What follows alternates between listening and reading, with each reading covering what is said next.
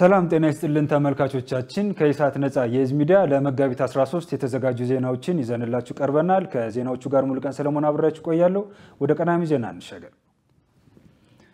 በሰዎች ዝውውር የተከሰሱ የመከላከያ ሰራዊት አባላት በእስራት ተቀጡ። በህገወጥ የሰዎች ዝውውር ተሰማርተዋል የተባሉ አንድ ከፍተኛ የሀገር መከላከያ ሰራዊት አዛዥን ጨምሮ ሁለት የሰራዊቱ አባላት በ8 ዓመት ከ5 ወር ጽኑ እስራት ተቀጡ። አባላቱ ቅጣቱ የተላለፈባቸው ትላንት በአርባ ምንጭ ከተማ በተሰየመው የጋሞ ዞን ከፍተኛ ፍርድ ቤት ባሳለፈው የፍርድ ውሳኔ ነው። ቅጣቱ የተወሰነባቸው ህዳር 16 ቀን 2016 ዓ.ም 52 ኤርትራውያንን በሰራዊቱ የኦራል ተሽከርካሪ በመጫን ወደ ኬንያ በማሻገር ላይ እንዳሉ በመያዛቸው መሆኑን የጋሞ ዞን ከፍተኛ ፍርድ ቤት ፕሬዝዳንት አቶ ሽመልስ ጮራ ለዶይቼ ቬለ ገልጸዋል። ወንጀለኞቹ ድርጊቱን የፈጸሙት ለግዳጅ የተሰጣቸውን ኦራል ተሽከርካሪ በመጠቀም እንደሆነ ፕሬዝዳንቱ ገልጸዋል። ይህንንም መሰረት በማድረግ ጉዳዩን ሲከታተል የቆየው ፍርድ ቤት ተከሳሾቹ እያንዳንዳቸው በ8 ዓመት ከ10 ወር ጽኑ እስራት እና 10 ሺህ ብር የገንዘብ መቀጮ እንዲቀጡ ወስኗል። ዘጠነኛው የኢትዮ ቱርክ የጋራ የኢኮኖሚ የንግድና የቴክኒክ ትብብር ኮሚሽን የዝግጅት ስብሰባ በአዲስ አበባ ተካሄደ። በስብሰባው ከተለያዩ ሴክተር መስሪያ ቤቶች የተወከሉ የሥራ ኃላፊዎችና ባለሙያዎች የተሳተፉ ሲሆን ስብሰባው በንግድና ቀጠናዊ ትስስር ሚኒስትር ዴኤታ ያስሚን አብረቢ ንግግር ተከፍቷል። ሚኒስትር ዴኤታዋ በንግግራቸው ዘጠነኛው የኢትዮ ቱርክ የጋራ ኢኮኖሚ ንግድና የቴክኒክ ትብብር ኮሚሽን ስብሰባ እንደ አውሮፓውያን አቆጣጠር ከኤፕሪል 9 እስከ 10 ቀን 2025 በሚኒስትር መስሪያ ቤቱ አስተባባሪነት አዲስ አበባ ላይ እንደሚካሄድ ተናግረዋል። ስብሰባው ኢትዮጵያ ከቱርክ ጋር ያላትን የኢኮኖሚ ግንኙነት ለማጠናከር በሚያስችሉ ጉዳዮች ላይ ለመወያየት እንዲሁም የሁለቱን ሀገራት ንግድ ለማሳደግና የንግድ ሚዛን ጉድለት ለማጥበብ በቅንጅት በሚሰሩ ተግባራት ላይ በትብብር ለመስራት ያለመ መሆኑን ገልጿል። የዓለም ንግድ ድርጅት አባል ሀገራት በኢትዮጵያ የአባልነት ጥያቄ ላይ አስተያየታቸውን እስከ ሚያዝያ 8 ቀን 2017 ዓ.ም እንዲሰጡ ተጠየቀ። ድርጅቱ ኢትዮጵያና አባል ሀገራት በገበያ ተደራሽነት ላይ የሚያደርጉትን የሁለትዮሽ ድርድር በቶሎ እንዲያጠናቅቁና ይህን ድርድር ማድረግ የሚፈልጉ አባል ሀገራት እስከ ሚያዝያ 3ኛ ሳምንት ፍላጎታቸውን በጽሁፍ እንዲያሳውቁ አሳስቧል። ድርጅቱ ሰሞኑን ባካሄደው ስብሰባ ላይ በርካታ ሀገራት ኢትዮጵያ የድርጅቱ አባል ለመሆን የወሰደቻቸውን እርምጃዎች ቢያደንቁም አንዳንዶቹ ግን የኢትዮጵያ አባልነት ጥያቄ በተጨባጭ ውጤት እየተለካ መታየት አለበት እንጂ በጊዜ ገደብ መታሰር የለበትም የሚል አቋም ማንጸባረቃቸውን ድርጅቱ ጠቅሷል። ኢትዮጵያ በቀጣዩ የአውሮፓውያን ዓመት ድርጅቱ ካሜሮን ላይ በሚያደርገው ጉባኤ የድርጅቱ ሙሉ አባል ለመሆን ጥረት በማድረግ ላይ ናት።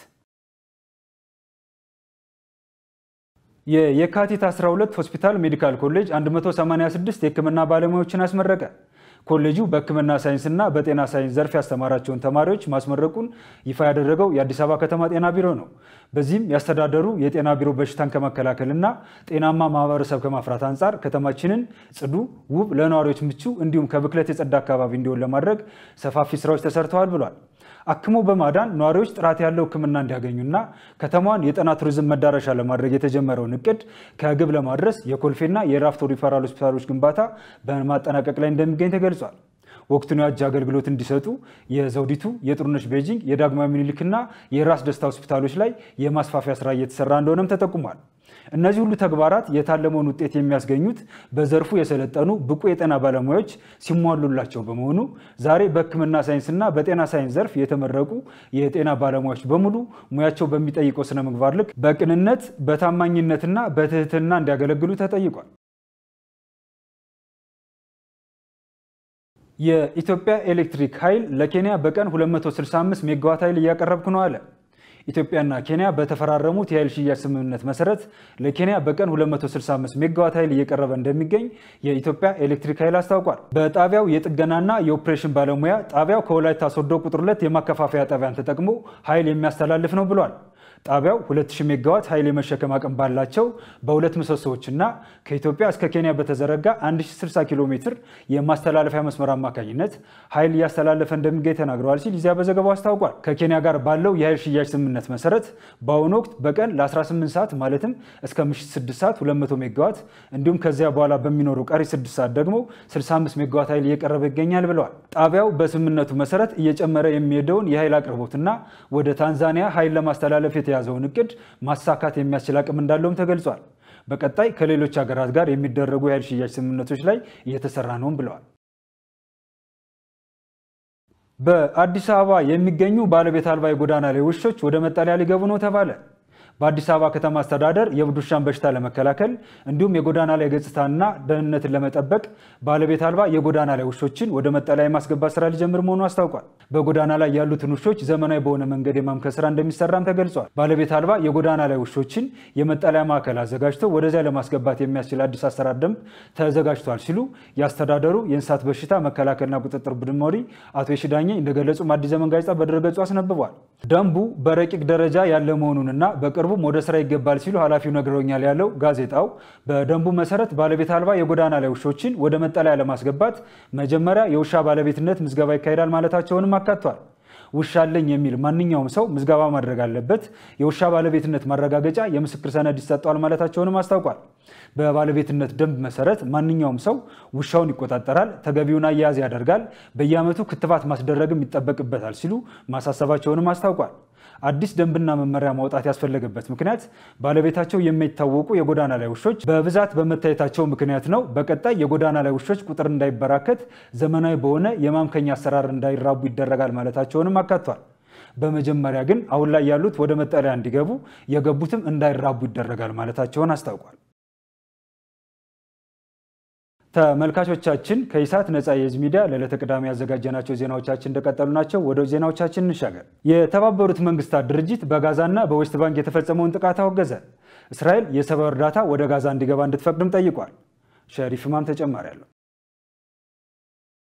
የተባበሩት መንግስታት ድርጅት ከፍተኛ ባለስልጣን አርብ ዕለት በጋዛና በኃይል በተያዘው ዌስት ባንክ እየተካሄደ ያለውን ጥቃት አውግዘዋል። ሁሉም ወገኖች ዓለም አቀፍ የሰብአዊ መብት ሕጎችን እንዲያከብሩ አሳስበዋል። አክለውም በአስቸኳይ ተኩስ ማቆም እንዲደረግና በጋዛ የሰብአዊ እርዳታ አቅርቦቶች እንዲጨመር ጥሪ አቅርበዋል።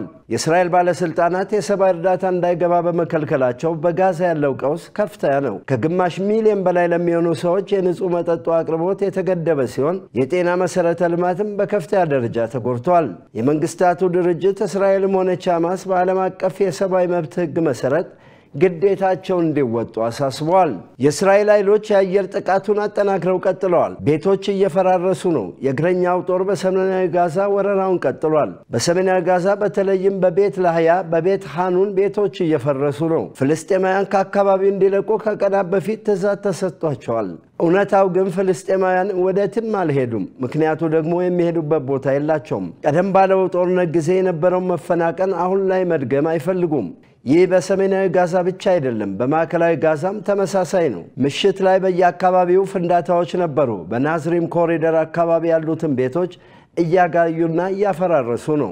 የእስራኤል ኃይሎች ከሁለት ቀናት በፊት ነበር የናዝሪም ኮሪደርን የተቆጣጠሩት። አሁን ላይ ፍልስጤማውያን በፊላደልፊ ኮሪደር አቋርጠው ወደ ሰሜናዊም ሆነ ደቡባዊ ጋዛ መሄድ አይቻላቸውም። በእስራኤል አየር ጥቃት የጋዛ የካንሰር ሆስፒታል ወድሟል። የቱርክና የፍልስጤም የወዳጅነት ሆስፒታልና የሕክምና ትምህርት ቤት የተገነባውና የውስጥ ቁሳቁሱ የተሟላው በቱርክ የትብብር ኤጀንሲ ነበር። በ7 ሚሊዮን ዶላር ወጪ ግንባታው በ2011 ተጀምሮ በ2017 የተጠናቀቀ ሆስፒታል ብቸኛ የካንሰር ሕክምና የሚሰጥ ሆስፒታል ነው። ሆስፒታሉ በዓመት 33,000 ህሙማንን ተቀብሎ አገልግሎት ይሰጣል። ይህ በእንዲህ እንዳለ የጀርመን የፈረንሳይና የእንግሊዝ የውጭ ጉዳይ ሚኒስትሮች የእስራኤል ጦር ዳግም ጥቃት መጀመሩን አውግዘው በአፋጣኝ ወደ ተኩስ አቁም ስምምነት እንዲመለስ ጥሪ አቅርበዋል። በጋዛ አዲስ ጦርነት መጀመሩ የጋዛን ነዋሪዎች ሰቆቃና ጭንቀት ያባብሳል። በሲቪሎች ላይ የሚደርሰውን አደጋ ለመቀነስ በአስቸኳይ ወደ ተኩስ አቁም ስምምነት መመለስ ይገባል ሲሉ ሚኒስትሮቹ በጋራ በሰጡ መግለጫ አስታውቀዋል። ይህ አስተያየት የቀረበው የእስራኤሉ የመከላከያ ሚኒስትር እስራኤል ካትዝ አርብ ዕለት የሰጡትን መግለጫ ተከትሎ ነው። ሐማስ ቀሪ ታጋቾችን የማይለቅ ከሆነ እስራኤል ከፊል ጋዛን ትቆጣጠራለች ማለታቸውን ተከትሎ ነው። ሚኒስትሮቹ አክለውም ሐማስ በደርዘን የሚቆጠሩ ታጋቾችን እንዲለቅ እንዲሁም ጋዛን ከማስተዳደርም ሆነ ለእስራኤል ስጋት መሆኑ እንዲያበቃ ጠይቀዋል። እስራኤልም ሙሉ ለሙሉ የዓለም አቀፉን ሕግ እንድታከብር በዚህም የሰብአዊ እርዳታ ወደ ጋዛ እንዲገባ እንድትፈቅድ አሳስበዋል። ዜናውን ስናጠናቅር አልጀዚራ፣ ታይምስ ኦፍ እስራኤል እና አሶሺየትድ ፕሬስን በመረጃ ምንጭነት ተጠቅመናል። ፊንላንድ ለ8 ተከታታይ ዓመት በዓለም ደስተኛ ሀገር ሆና ተመረጠች። ፊንላንድ የተፈጥሮ መዳረሻ መሆኗና ጠንካራ የማህበራዊ ዋስትና ስርዓት መዘርጋቷ ደስተኛ ሀገር ሆና ለመመረጧ ምክንያት እንደሆነ ባለሙያዎች ተናግረዋል። የተባበሩት መንግስታት ድርጅት ድጋፍ ባደረገለት የዚህ ዓለም የደስታ ሪፖርት ፊንላንድ ከሌሎች 3 የኖርዲክ ሀገራት በቀዳሚነት የተቀመጠች ሲሆን የላቲን አሜሪካ ኮስታሪካና ሜክሲኮ ለመጀመሪያ ጊዜ እስከ 10ኛ ባለው ደረጃ ውስጥ ገብተዋል። በሪፖርቱ መሰረት ኢትዮጵያ 132ኛ ሆናለች። አፍጋኒስታን ደግሞ የመጨረሻ በመሆን 147ኛ ደረጃ ላይ ተቀምጣለች። የተባበሩት መንግስታት ድርጅት የዓለም አቀፉን የደስታ ቀን ምክንያት በማድረግ ይፋ የሆነው 13ኛው የዓለም የደስታ ሪፖርት ሰዎች ህይወታቸውን እንዲገመግሙ በመጠየቅ እጅግ ደስተኛ የሆኑትን የዓለም ሀገራት በደረጃ አስቀምጧል። በመጨረሻም ስፖርት በ20ኛው የዓለም የቤት ውስጥ አትሌቲክስ ሻምፒዮና የ3000 ሜትር ፍጻሜ አትሌት ፍሬወይኒ ኃይሉ አሸነፈች። ሁለተኛ ቀኑን በያዘው በቻይና ናንጂንግ ከተማ እየተካሄደ በሚገኘው 20ኛው የዓለም የቤት ውስጥ አትሌቲክስ ሻምፒዮና የ3000 ሜትር ፍጻሜ አትሌት ፍሬወይኒ ኃይሉ በአንደኝነት አጠናቃለች። ፍሬወይኒ ውድድሩን 8 ደቂቃ ከ37 ሰከንድ በመጨረስ የወርቅ ሜዳሊያ አሸናፊ ስትሆን አትሌት ብርቅ ያየሎም ደግሞ 5ኛ ደረጃን ይዛ አጠናቃለች። በወንዶቹ 3000 ሜትር ፍጻሜ ውድድር ደግሞ በሪዮ አረጋዊ 2ኛ ደረጃ በመያዝ የብር ሜዳሊያ አሸናፊ ሆኗል።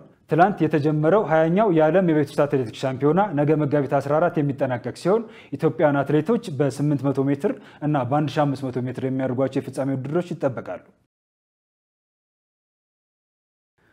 ተመልካቾቻችን ከኢሳት ነፃ የህዝብ ሚዲያ ለዕለቱ ያዘጋጀናቸው ዜናዎቻችን የተከታተላችኋቸውን ይመስሉ ነበር። ከዜናዎቹ ጋር ሙሉቀን ሰለሞን አብሬያችሁ ቆየው።